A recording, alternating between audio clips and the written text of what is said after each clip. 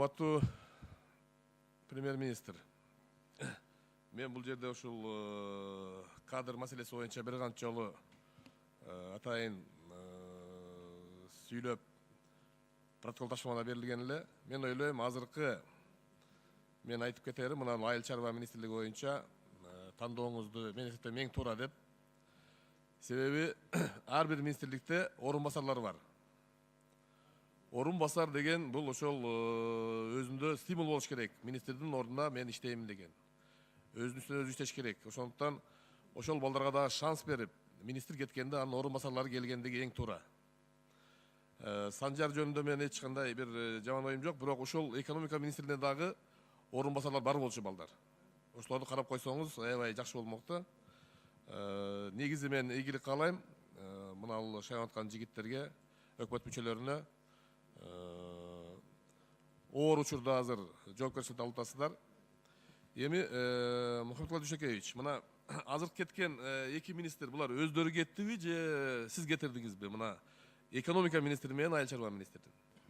Экөө тең эми жоопкерчилигин сезди, жанагындай коомчулукта болгон сөздөрдү, сын пикирлердин баарын эске алып сүйлөшүп, анан ошондой чечимге келдик. Алар өзлөрү да туура деп кетишти.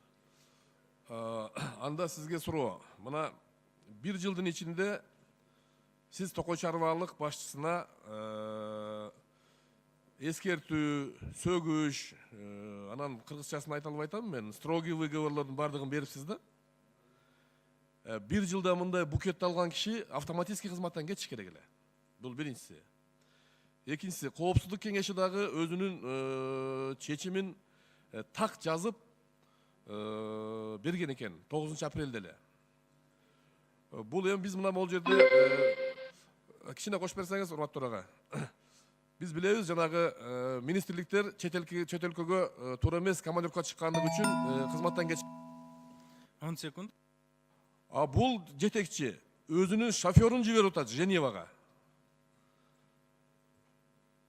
Бул не деген бул? Сиз ушул кишини ушу башынан сылап жүрөсүз да, мен таң калып атам.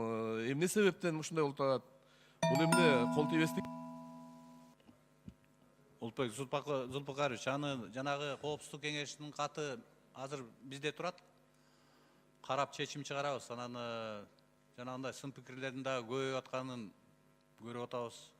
Азыр мынакей өкмөттүн мүчөлөрүн алып келдик. Анан мен да чогултуп бардыгын айттым. Кийинки да агенттиктерди, мамлекеттик комиссия, фонддордукун да карайбыз. Кимден жыйынтык болду, кимден болгон жок. Анан ошондо сизге жооп берейин. Мен азыр эми мындай деп айта албайм. Бирок чара болот да. Чара колдонобуз.